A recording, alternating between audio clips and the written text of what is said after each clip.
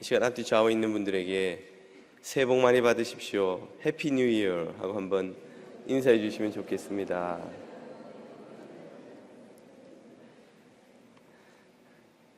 2017년이 여러분의 인생에서 가장 빛나는 한 해가 되기를 또 축복드립니다. 오늘 우리에게 주신 하나님의 말씀은 사도행전 2장 1절에서 4절의 말씀입니다. 사도행전 2장 1절에서 4절의 말씀을 자매님과 형제님들이 한 절씩 받들어 읽겠습니다. 오순절날이 이미 이름에 그들이 다 같이 한 곳에 모였더니 호련히 하늘로부터 급하고 강한 바람 같은 소리가 있어 그들이 앉은 온 집에 가득하며 마치 불의 혀처럼 갈라지는 것들이 그들에게 보여 각 사람 위에 하나씩 임하여 있더니 그들이 다 성령의 충만함을 받고 성령이 말하게 하심을 따라 다른 언어들로 말하기를 시작하니라. 아멘. 2017년은 김도환 목사에게는 안식년이기도 합니다. 교우들께서 안식년을 지낸다니까 목사님 잘 쉬세요, 잘 놀고 오세요 그러는 분들이 계십니다.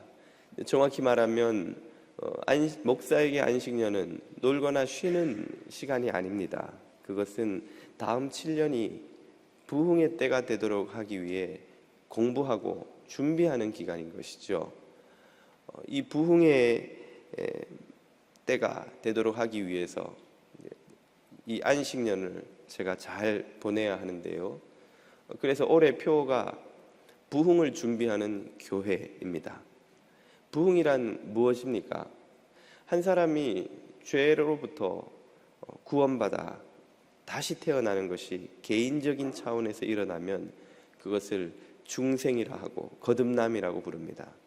그런 다시 태어나는 일들이 개인의 차원에서 머무르지 않고 공동체적 차원에서 일어나면 그것을 부흥이라고 부르는 것이죠. 이 부흥의 이미지가 성경에 가장 잘 드러나 있는 것을 꼽아보라면 구약의 에스겔 37장을 들 수 있습니다. 에스겔의 환상 속에서 마른 뼈가 거대한 하나님의 군대로 살아나는 것을 그는 보게 되지요. 부흥이란 뭐냐? 이런 마른 뼈와 같은 영혼들이 거대한 하나님의 군대로 살아나는 역사, 이것을 부흥이라고 부를 수 있다는 말이죠. 그리고 그것이 실제로 일어난 사건을 오늘 우리가 읽은 본문 사도행전 2장에서 우리는 직접 목격할 수 있습니다. 마른 뼈와 같은 영적 상태에 있던 예수님의 제자들이 이 성령의 강림으로 말미암아 하나님의 군대로, 용맹한 군대로 거듭나서 문을 박차고 나아가 자신들의 생명을 위협하던 유대인들에게 복음을 전하기 시작하죠. 그로 인하여 교회가 탄생하고 복음 전파의 역사가 온 세상을 향해 퍼져가기 시작합니다. 바로 이것이 부흥입니다. 이런 부흥의 불길이 일어나기 위해서 그런데 준비해야 하는 것이 있습니다. 이 말은 부흥은 어느 날 갑자기 하늘에서 뚝 떨어진 게 아니라는 말이죠. 하나님은 이 부흥을 일으키시기 위해서 미리 교회로 하여금 준비케 하셨습니다. 그 준비해야 하는 것이 무엇인지를 오늘 저와 여러분이 살펴보고자 합니다. 오늘날에도 여전히 하나님이 행하실 이 부흥의 불길을 일으키기 위해 교회가 준비해야 하는 것은 무엇인가요? 그 첫 번째는 바로 부흥의 재료가 되는 장작을 쌓는 것입니다. 장작. 여러분 불을 붙여보신 분들은 아시겠지만 장작과 같은 이 불의 재료가 없으면 불이 강하게 오래 지속되어 타오르지 못합니다. 장작이 없이 불을 붙이려면 어떻게 해야 되겠습니까? 종이 같은 것을 모아서 불을 붙여보면 불이 금방 빨리 붙지만 또 금방 사그러들고야 말죠. 불이 강하고 오래 가려면 장작과 같은 불길의 재료가 필요합니다. 이 장작이 무엇인고 하니 바로 하나님의 말씀입니다. 이 말씀의 장작이 쌓여 있지 않으면 부흥의 불길이 지속될 수 없다는 것이죠. 예수님은 이 오순절 성령 세례 사건이 있기 전 3년 동안 제자들을 데리고 다니시며 그들에게 말씀을 가르치셨습니다. 말씀의 장작을 그들의 영혼에 쌓으셨다는 것이죠. 그래서 성령 세례 후에 베드로가 일어나서 나아가 유대인들에게 설교를 하기 시작했을 때 그는 구약 이곳저곳을 인용하며 구약 전체를 아울러서 예수가 그리스도이심을 증명하고 선포하였습니다. 그때 베드로가 사용한 말씀들이 다 어디에서 갑자기 튀어나온 것입니까? 3년 동안 예수님으로부터 배운 것이죠. 예수님의 가르침을 통해 그의 영혼에 쌓아놓은 말씀의 장작이었던 것입니다. 예수님께서 이 3년 동안 무엇을 하셨는지를 당신의 지상 대명령을 통해서도 확인할 수 있습니다. 마태복음 28장 19절 이하를 보십시오. 그러므로 너희는 가서 모든 족속으로 제자를 삼아 아버지와 아들과 성령의 이름으로 세례를 주고 내가 너희에게 분부한 모든 것을 가르쳐 지키게 하라. 예수님이 3년 동안 무엇을 하셨다고요? 제자들에게 가르치고 분부하셨다는 거예요. 무엇을? 하나님의 말씀을. 이 말씀의 장작이 제자들의 영혼에 차곡차곡 쌓여 있었기 때문에 오순절날 성령 강림으로 말미암는 부흥의 불길이 일어날 수 있었고 교회가 탄생할 수 있었던 것입니다. 오늘 우리들 안에 이 말씀의 장작이 있어야 하는데 많은 경우 교회를 오래 다닌 분들 안에서조차도 이 말씀의 장작이 쌓여 있지 않는 것을 확인할 수 있습니다. 그래서 성령께서 그 사람을 사용하려 하셔도 그 성령의 불길이 타오를 수 있도록 할 재료가 없기 때문에 그를 원하는 대로 쓰실 수가 없는 것입니다. 우리가 말씀을 모르기 때문에 세상에서 살던 방식과 세상의 가치관을 그대로 교회에 가지고 들어와서 기독교적 용어로 포장만 했을 뿐 여전히 세상의 삶을 살아가고 있는 것이죠. 그러므로 오늘 우리에게 필요한 것은 바로 이 말씀의 장작을 쌓는 것입니다. 김도환 목사가 1년의 안식년 동안 하는 일도, 온 힘을 기울여 집중할 일도 바로 이 말씀을 연구하고 그 말씀의 장작을 제 안에 쌓고 또 교우들의 심령에 쌓을 수 있도록 준비하는 것입니다. 그리고 이것은 김 목사 혼자 할 수 있는 일이 아니요, 우리 뉴저지 장로교회 모든 교우들이 함께 해주셔야 되는 일인 것이죠. 여러분, 커피를 좋아하십니까? 티를 좋아하십니까? 커피를 좋아하시는 분들은 커피 브레이크에 참여하십시오. 티를 좋아하시는 분들은 티 성경 공부에 지원하십시오. 반응을 보아하니 사부 회중들의 수준을 제가 이제 가늠할 수 있게 되었습니다. 이 팔팍과 달리 수준 높은 유머는 잘 이해하지 못하시는군요. 여러분, 사람들을 만나는 걸 좋아하십니까? 혼자 고독하게 있는 것을 좋아하십니까? 만나기를 좋아하신다면 1:1 성경 공부를 지원하십시오. 혼자 있기를 좋아하신다면 성경 통독에 참여하십시오. 아직도 수준이 올라오지 않고 있습니다. 언제까지 할 수 있을지 제가 해보겠습니다. 네. 올해에도 예년과 다름없이 우리 교회가 하는 모든 훈련과 성경 공부 프로그램은 조금도 변함없이 계속됩니다. 여러분, 이 기회를 놓치지 마시기를 바랍니다.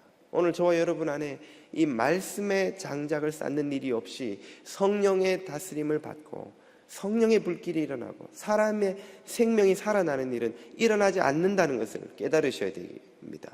많은 교우들이 가족을 위해 기도합니다. 남편이, 아내가 혹은 자녀가 예수 믿고 거듭나게 해 주십시오. 그러나 그것을 위해 우리가 기도하고 애써야 되는, 먼저 해야 되는 일이 있습니다. 말씀의 장작을 그 심령에 쌓는 일이에요. 기도하는 내 심령에 쌓는 일이요, 또 기도의 대상이 되는 그 사람의 심령에 쌓는 일 없이 거듭남이 일어나기를 기대하는 것은 불가능한 미션입니다. 일어나지 않는 기적입니다. 교우 여러분, 올 한 해는 저와 여러분이 말씀의 장작을 더 깊이, 더 높이 쌓는 그런 한 해가 될 수 있기를 축복드립니다. 첫째가 말씀의 장작을 쌓는 것이라면 둘째는 무엇일까요? 그것은 기름을 붓는 것입니다. 장작만 가지고 불을 붙이는 것이 어렵습니다. 기름이 없이 불을 붙이려 하면 불이 잘 붙지 않고 또 크게 타오르지 않습니다. 그래서 우리는 기름을 붓죠. 여러분, 차콜에 불을 붙여보신 분들은 아시리라 생각합니다. 기름을 흥건하게 적셔서 많이 부어 놓으면 놓을수록 더 크고 강한 불이 일어나는 것입니다. 이 기름은 바로 우리 성도들의 기도입니다.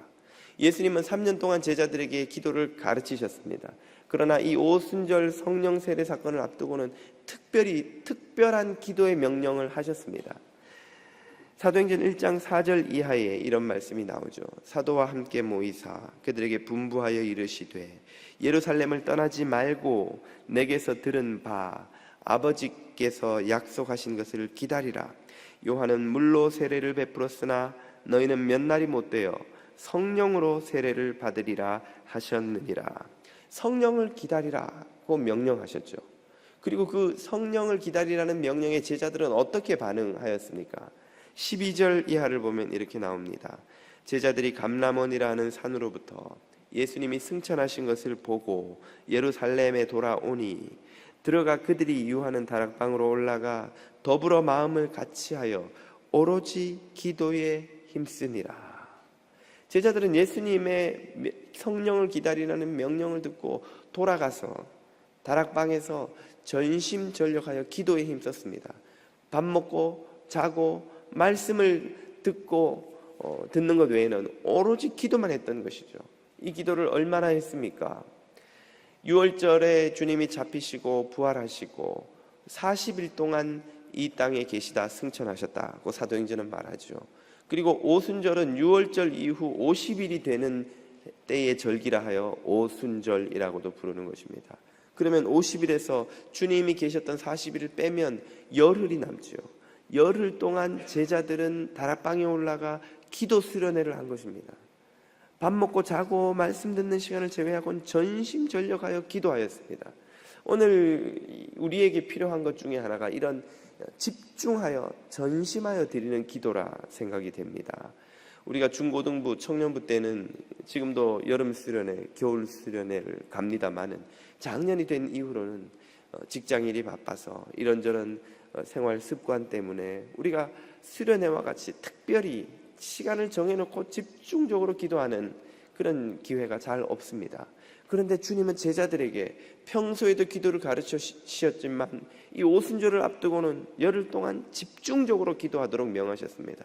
그리고 제자들이 그 집중적인 기도의 기름을 붓고 그들의 영혼이 흥건하게 이 기름으로 젖어 있을 때에 주님께서는 성령의 불을 내리셔서 불길을 일으키셨던 것입니다. 오늘 우리들에게도 이런 기도가 있어야 될 줄로 믿습니다. 우리들의 기도가 쉬지 않는 기도가 되어야 하는데 그렇게 되지 않는 이유가 무엇일까요? 그 이유 중에 하나는 우리의 기도가 사명 중심의 기도가 아니라 문제 중심의 기도이기 때문입니다. 사명 중심의 기도란 우리의 기도가 곧 사명이라는 뜻이죠.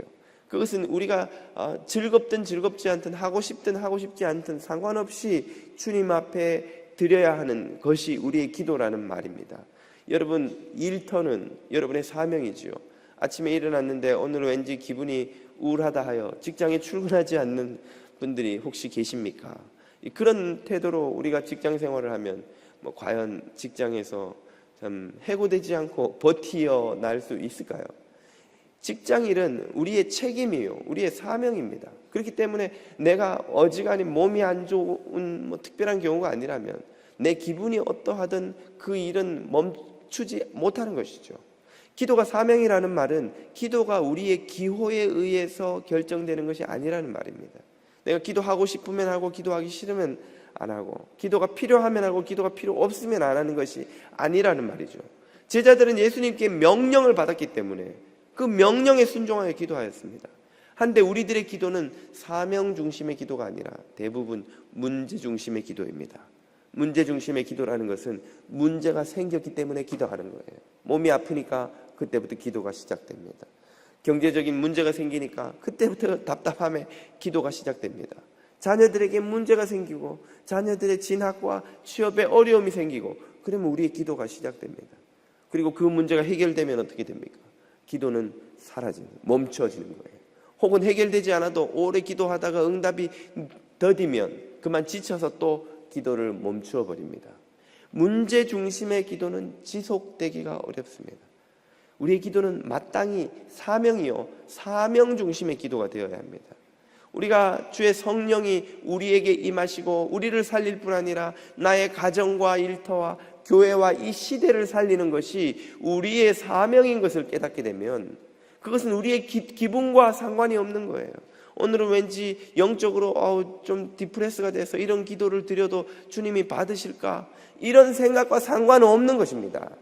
우리가 자녀들하고 대화할 때 내가 기분이 우울한 채로 대화하면 그 말을 자녀가 못 알아듣습니까? 우리가 남편에게, 아내에게 말을 걸 때 내가 왠지 확신이 없는 목소리로 말하면 그 말이 전달이 안 됩니까? 다 알아듣는 거예요. 우리의 기도가 우리의 기분이 어떠하든 우리의 영적 상태가 어떠하든 그 기도는 드리거나 드리지 않거나 하는 선택의 문제가 아니라는 것을 우리가 깨달아야만, 그래야 흥건하게 우리의 심령을 적시는 기도를 드릴 수가 있습니다. 사명 중심의 기도. 주님이 우리에게 이 기도를 사명으로 주셨기 때문에 이 사명을 감당하는 기도, 그런 기도가 오늘 저와 여러분 우리 뉴저지 장로교회에 필요한 줄로 믿습니다. 2017년은 우리가 기도가 사명인 것을 깨닫고 사명 중심의 기도를 매일매일 주님 앞에 주의 성령이 임하실 때까지 쉬지 않는 그런 한 해가 되기를 우리 주님의 이름으로 축복드립니다.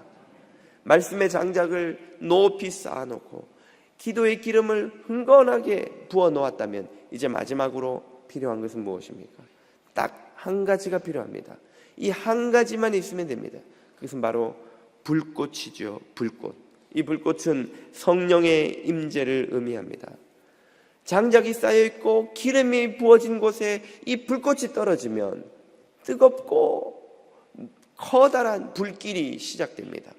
오늘 본문 1절 이하를 보십시오. 오순절날이 이미 이르매 그들이 다 같이 한 곳에 모였다 하였습니다.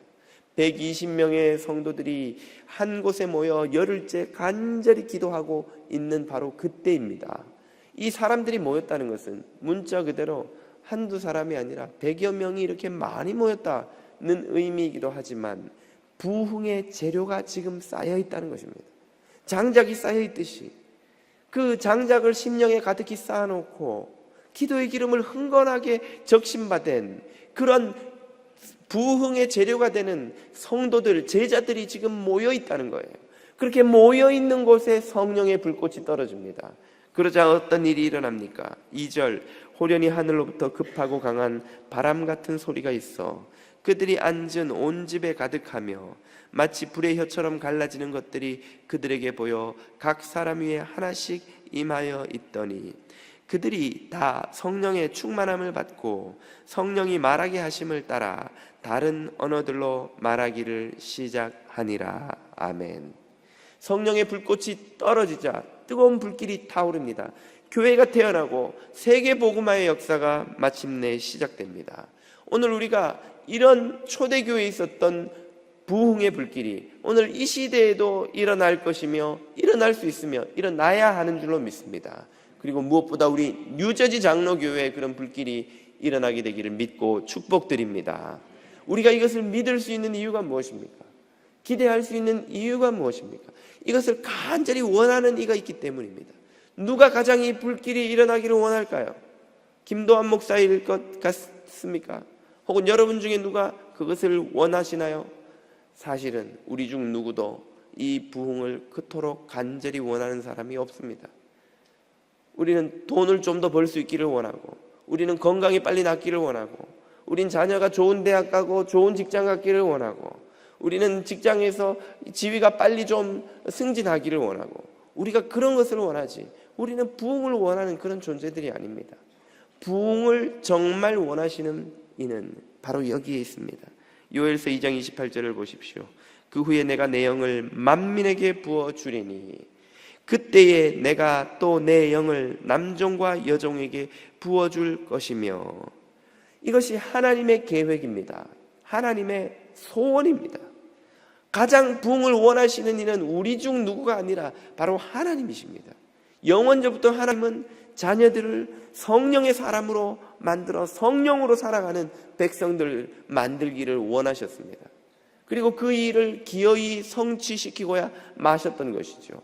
오늘 우리가 부흥을 기대할 수 있는 이유는 그 부흥이 우리 인간 중 누군가의 의도나 계획이나 능력에 의해 일어나는 것이 아니기 때문입니다. 그렇다면 우리는 그 누구도 신뢰할 수 있는 사람이 없다는 것을 경험하게 될 것입니다. 그러나 하나님이 원하시기 때문에, 이 부흥은 하나님의 계획이요 소원이기 때문에 오늘 이 시대에도 여전히 하나님이 준비하고 계시고 이루기를 계획하고 계시는 줄로 믿습니다. 그리고 그 부름에 응답하여 순종하고 준비하는 성도들과 교회에 그 부흥을 내려주시는 줄로 믿습니다.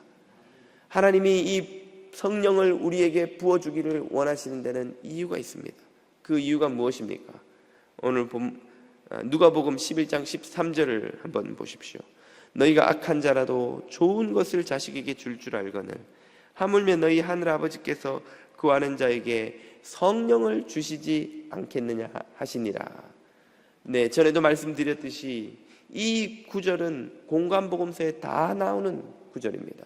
다른 복음서에는 이곳에 성령 대신에 구하는 자에게 좋은 것을 주시지 않겠느냐라고 나와 있습니다. 그런데 유독 누가복음만 그 좋은 것이 무엇인지 아주 명시적으로 밝혀줍니다. 그 좋은 것은 바로 성령님이시죠. 하나님이 우리에게 주시는 최고의 선물은 무엇입니까? 최고로 우리에게 좋은 것, 최고로 필요한 선물, 그것은 바로 성령님의 다스림인 줄로 믿습니다. 우리는 그것을 모르기 때문에 성령님을 구하지 않고 무엇을 구합니까? 돈을 구해요. 건강을 구해요. 높은 지위를 구해요. 새 집을 구하고 새 차를 구하고 이 세상에서의 성공을 우리는 구하며 살아갑니다. 그러나 정말 그것보다 더 좋은 것이 있는데 그게 바로 성령의 임재요 성령님의 다스림인 줄로 믿습니다. 왜 당장 어렵고 문제가 생기고 페이먼 못 갚고 그러면 돈이 필요하지 성령님이 무슨 소용이 있습니까? 지금 내 형편에서는 빨리 승진하는 것이 필요하지 성령님이 오신다고 무슨 문제가 해결이 됩니까? 돈이 생기고 승진하고 좋은 대학과 직장에 들어가고 병이 낫고 이런 해결책들은 당장 우리의 답답함을 해결해주고 당장 우리에게 어떤 도움을 주기 때문에 우리는 그것들을 더 원하기 마련입니다. 그러나 그것이 해결된다 할지라도 더 근본적인 인생의 문제는 해결되지 않고 여전히 우리에게 남아 있습니다. 그것은 우리의 영혼의 굶주림이요 영혼의 목마름입니다. 이 문제가 해결되지 않는 한 돈이 해결되면 건강이 해결되면 사람들과의 관계가 해결되면 평판이 해결되면 자식이 해결되면 또 다른 문제가 산 넘어 산을 마주하듯이 끊임없이 우리 인생에 닥쳐오게 되어 있습니다. 그리고 그것은 아무리 해결해도 해결되지 않는 문제입니다. 마치 이 바다에 표류하고 있는 사람이 목마름을 견디지 못해서 바닷물을 마시는 것과 같다고 하겠습니다. 당장 들이마시는 순간에는 조금 시원함을 느낄지 모르나 그것은 소금물입니다. 그 소금물은 우리를 점점 탈수증으로 몰아넣어 탈진하여 죽게 만들고 말지요. 우리가 세상에서 구하는 해결책들이 다 우리에게는 바닷물과 같은 것입니다. 쩍쩍 갈라져가는 논밭이 있습니다. 흉년이 되어 모든 땅이 죽어가는데 우리가 부지런히 저수지로 달려가 물지개로 물을 퍼와서 갖다 부어본들 그것으로 어떻게 그 죽어가는 땅을 살립니까? 그 땅을 살리는 길은 오직 한 가지입니다. 비가 오는 거예요. 하늘 문이 열리고 은혜의 비가 쏟아져야 그 땅이 사는 것입니다. 내 인생이 굶주리고 내 인생이 목마르고 영혼의 갈증으로 해결되지 않는 문제로 괴로워할 때 우리에게 하늘의 비, 성령의 비가 쏟아져야 인생의 방향이 바뀌고 인생의 근본으로부터 치유가 시작되고 인생의 문제가 비로소 해결되기 시작한다는 것을 여러분 믿으시기를 바랍니다. 사마리아 여인을 수가성에서 만난 예수님이 그녀에게 말씀하시기를 내가 너에게 주려고 하는 물이 어떤 것인지 알았더라면 네가 그 물을 마시고 다시는 목마르지 않을 것이요 이 우물에 물길로 오지 않을 것인데 라고 말씀하셨습니다. 그녀가 찾는 우물은 이 물에 내 육신의 목마름을 해결하는 물이었다면 그 물은 잠시 지나면 또 목마르다고 주님 말씀하셨죠. 그러나 주님이 주시는 물은 영원히 우리를 목마르지 않게 하는 물입니다. 그 물이 무엇인지 요한복음 7장은 말하기를 누구든지 목마르거든 내게로 와서 마시라. 나를 믿는 자는 성경의 이름과 같이 그 배에서 생수의 강이 넘쳐나리라. 그 생수의 강은 곧 성령을 가리켜 이르심이라고 바로 다음 구절이 설명해 주고 계시죠. 성령이 우리를 다스려 주셔야 우리 삶의 근본적인 문제가 해결이 됩니다. 근본적인 문제가 해결이 돼야 우리를 괴롭히는 모든 문제들의 진정한 실마리가 풀리기 시작하는 것입니다. 그렇기 때문에 우리 자녀들에게, 하나님의 자녀들에게 하나님이 주실 수 있는 최고의 선물은 돈이 아니요, 건강이 아니요, 성공이 아니요, 사람들의 평판이 아니고 성령님의 다스림인 줄로 믿습니다. 사랑하는 교우 여러분, 성령님을 만나야 합니다. 성령님을 모셔야 합니다. 그분의 다스림을 받아 그분의 은혜 가운데, 그분의 인도함을 따라 살아갈 때에 우리 삶의 문제들이 진정으로 풀리게 되는 것입니다. 우리 가정의 문제들이 진정으로 해결되게 되는 것입니다. 그렇기 때문에 우리는 누구를 기다려야 합니까? 성령님의 임재를 기다려야 합니다. 하늘 문이 열리고 은혜의 빗줄기가 나의 심령에, 우리의 가정에, 나의 일터에, 교회와 이 시대에 쏟아 부어지도록 쉬지 않고 기도하며 기다리는 사명의 성도들이 되어야 하는 것입니다. 올 한 해 우리 유재장로교회 모든 성도들의 사명이 있다면 무엇입니까?